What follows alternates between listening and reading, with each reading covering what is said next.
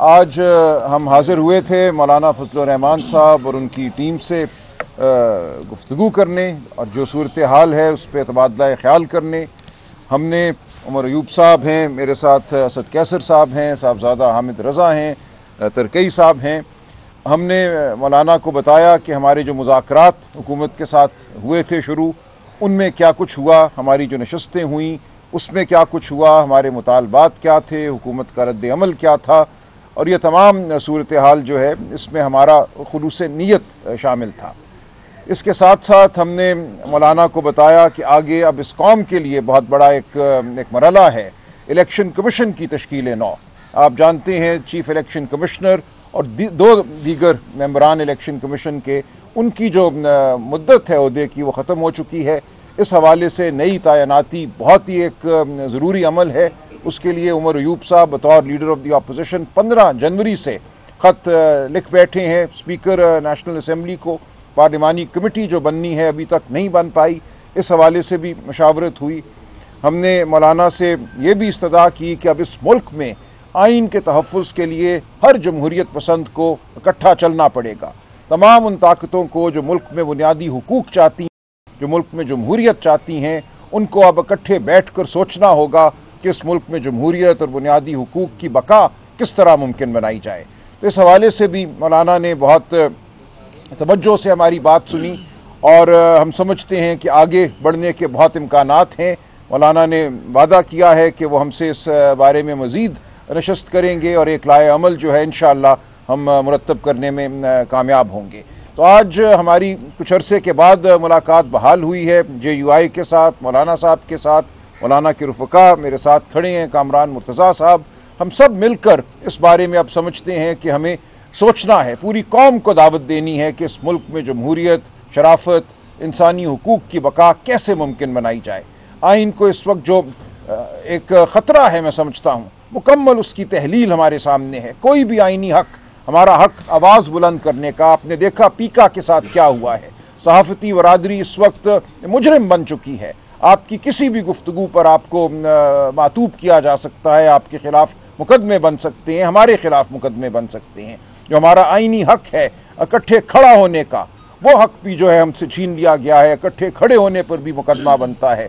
हमारा हक है सड़क पे चलना, आर्टिकल 15 आइन का हमें यह हक देता है, वो भी हमसे छीन लिया गया है। तो अब हमने मिल बैठ कर इस मुल्क में मैं समझता हूँ आइनी अख्तार के अहया की बात करनी है।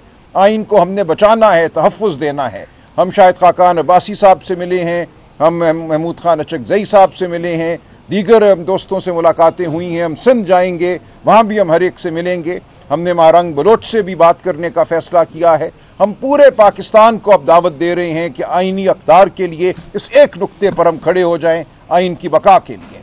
तो इसलिए हम बहुत पुरुमीद हैं कि अब हम सही समत में चल रहे हैं और पूरी कौम इंशाअल्लाह हमारा साथ देगी। उमर साहब, कामरान साहब आप पहले बात कर लीजिए। बिस्मिल्लाहिर्रहमानिर्रहीम। बहुत शुक्रिया सर, आप बिस्मिल्लाहिर्रहमानिर्रहीम। ख़वातीन व हज़रात, बहुत शुक्रिया। मैं सबसे पहले मौलाना फजलुर रहमान साहब का शुक्रिया अदा करता हूँ, सेनेटर कामरान मुर्तज़ा साहब के और इनकी सारी टीम का। इन्होंने मेहमान नवाजी की।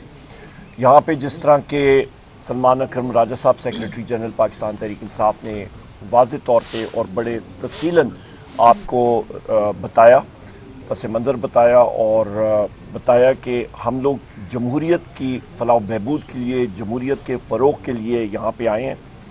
और इस वक्त जो बुनियादी चीज़ें थी हुकूमत के साथ, वो सारी चीज़ें हमने बताई मौलाना साहब को। जो इंस्टॉल्ड गवर्नमेंट है कि उन्होंने वादा किया था कि वो वज़ीर-ए-आज़म इमरान खान साहब से हमारी मुलाकात कराएंगे अनमॉनिटर्ड माहौल में, वो नहीं हो सकी। मेरे साथ यहाँ साहबजादा हामिद रज़ा साहब अभी खड़े थे, वो अभी मेरा ख्याल यहीं फ़ोन सुन रहे हैं। उनके मदरसे पे उनको अरेस्ट करने का पूरा एक प्लान था और प्लान क्या एग्जीक्यूट हुआ। वहाँ पे तकरीबन 4 DSPs और 150-200 पुलिस वाले आके उन्होंने हवा बोला, धावा बोला और वहाँ से बड़ी मुश्किल से वो निकल के आए। कल भी हमारे मियाँ गौस साहब मेंबर नेशनल असम्बली को लाहौर में डिफेंस में से उनको वहाँ से अरेस्ट किया गया, उनको चादर चार दीवारी को पामाल किया गया, दरवाजे तोड़े गए। तो ये हालात जो हैं, इस पे मैं समझता हूँ कि जो इंस्टॉल्ड गवर्नमेंट है इनकी ये बात करनी कि मुज़ाकरात आगे जाए तो बड़ा मुश्किल हो जाता है और नामुमकिन हो जाता है कि जहाँ पे बुनियादी चीज़ें जो हमारी डिमांड्स हैं कमीशंस के बनाने की, आपके 26 नवंबर की, 9 मई की, वो नहीं बनी, और उसके साथ साथ फिर जो ईरान की रिहाई आइन और कानून के मुताबिक वो उसके ऊपर कोई वो नहीं हो। और सबसे अहम बात यह है कि जो साहिबजादा हामिद रज़ा साहब के मदरसे पे रेट, और उसके साथ साथ सिर्फ एक बात करनी थी कि हम लोग ये कमीशंस बनाने जा रहे हैं, और उनको हमने तीसरी नशिस्त में बवाज़े बुलंद ये कहा था कि ये होने चाहिए, अनाउंसमेंट होनी चाहिए, और ये प्रिकर्सर है या प्री रिक्विजिट है हमारा आपकी चौथी नशिस्त का, वो नहीं हो सका, इसलिए हम लोग मुज़ाकरात में नहीं गए और मुज़ाकरात ख़त्म हुए। इस आखिरी बात मैं यहाँ पे ये करूँगा कि जो आपका पीका लॉ में अमेंडमेंट है और पाकिस्तान डिजिटल एक्ट जो अभी बना है, पाकिस्तान डिजिटल एक्ट आप सहाफ़ी ख़वातीन हज़रात के लिए और पूरे पाकिस्तान में जो ख़वातीन हज़रात आप सुन रहे हैं कि हमने पाकिस्तान तहरीक इंसाफ ने उसके ख़िलाफ़ वोट दिया नेशनल असम्बली की स्टैंडिंग कमेटी में, और हमने ये फोर्स किया गवर्नमेंट को कि जी आप ये क्यों तरामीम कर रहे हैं, ये जितने आपके डिजिटल मीडिया के साथ ताल्लुक़ रखने वाले या आपके जो एक्टिविस्ट हैं या आपके कोई भी शख्स जो डिजिटल मीडिया के साथ जिसका ताल्लुक़ है, वो सारे के सारे एक छतरी तले आप ला के तो एक टेलर मेड ऐड दे के किसी एक शख्स को आप वहाँ पे तैनात कर देंगे और लोगों को फिर आप हरासा करेंगे। ये मॉडल पाकिस्तान में इस वक्त जो चल रहा है, ये बिल्कुल आपका शुमाली कोरिया मॉडल या म्यांमार मॉडल जो है उस पर हम लोग जा रहे हैं। और आखिर में ये बात करूंगा कि एक आज़ादाना इलेक्शन कमीशन, सिकंदर सुल्तान राजा को जो मनफी रोल था उसको हम लोग कंडेम करते हैं, जो कमिश्नर्स ने काम किया जो इलेक्शंस के हवाले से, और इसलिए हम लोग अपोजिशन पार्टीज़ को रीच आउट कर रहे हैं कि हम लोग अपनी मुशावरत के साथ सही नाम लोग उन लोगों के नाम दें जो कि इंटेग्रिटी के हों। बहुत शुक्रिया जी। बिस्मिल्लाहिर्रहमानिर्रहीम। पहले तो मैं दोस्तों को पीटीआई के वेलकम करता हूं। मौलाना साहब ने ख़ुद इनको वेलकम किया है और काफ़ी लंबी चौड़ी गपशप हुई है। दोस्त आज काफ़ी वक्फे के बाद तशरीफ़ लाए थे और वो राब्ते जो कि दरमियान में रुके हुए थे वो आज बहाल हुए हैं। कुछ बातें जो है जो इनकी और गवर्नमेंट के मुज़ाकरात चल रहे हैं उस हवाले से इन्होंने मौलाना साहब को अपडेट किया है और सारी तफसील बताई है कि क्या क्या बातें हुई हैं या किस बातों की वजह से जो है ना वो मामला अब तक रुके हुए हैं। तो वो सारी बातें सामने आई। ज़ाहिर है कि इसके बेहतर विटनेस या ये बता सकते थे, ये बेहतर विटनेस है, ये दोस्त बता सकते थे, या नून के लोग जो हैं वो बता सकते हैं। दूसरी बात जो उसमें अहम थी इलेक्शन कमीशन के हवाले से, इलेक्शन आप सबको पता है कि इलेक्शन सारा धांधली की पैदावार है। जो कुछ यहाँ पे इस इलेक्शन में जो लोग बैठे हुए हैं जिस तरह से भी हुआ है उसमें मेजॉरिटी जो है धांधली के नतीजे में इस इलेक्शन में आए हैं।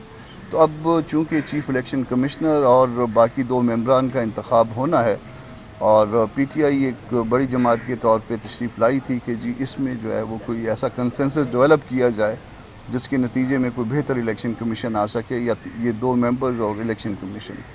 और तीसरी बातें इन्होंने कहा था कि ये 1 पॉइंट एजेंडे पे जो है वो कुछ दस्तूर की मुताबिकत में आगे मिलजुल के चलना चाहते हैं। और ये जो तीसरा नुक्ता है, बाकी 2 चीज़ें तो उसमें पहली चीज़ तो एक इतला की हद तक थी, दूसरी जो है वो इनको हमने बताया कि इसके ऊपर आप भी थोड़ा होमवर्क कर लीजिए, हम भी होमवर्क करेंगे। मगर इसका फ़ायदा बज़ाहिर इसलिए नहीं होता कि फ़खरुद्दीन जी इब्राहीम जैसा ईमानदार आदमी भी नाकाम हो गया था। जब तक उसका इंफ्रास्ट्रक्चर मौजूद ना हो, जब तक वो मुदाखलत जो कि इलेक्शन में होती है वो ख़त्म ना हो, उस वक्त तक जो है वो आप किसी को भी बिठा लें उसका नतीजा कोई नहीं निकलेगा। तीसरी बात जो मिलजुल के चलने के हवाले से अपोजिशन लीडर साहब ने बताया, जनरल सेक्रेटरी साहब ने बताया पीटीआई के, तो उसमें मौलाना साहब का और जेयूआई का अपना एक मिजाज है। वो मिजाज ये है कि जब तक वो अपनी जमात से इजाज़त नहीं ले लेते, मामलात को अपनी जमात के अदारों के सामने नहीं रख लेते, उस वक्त तक कोई ऐसी बात कंफर्म नहीं कर सकते। तो वो बात जो है वो अंडर कंसिडरेशन आ गई, इन्होंने बताया सारा कुछ, इन्होंने एतमाद में लिया, इनके प्रपोजल्स आ गए।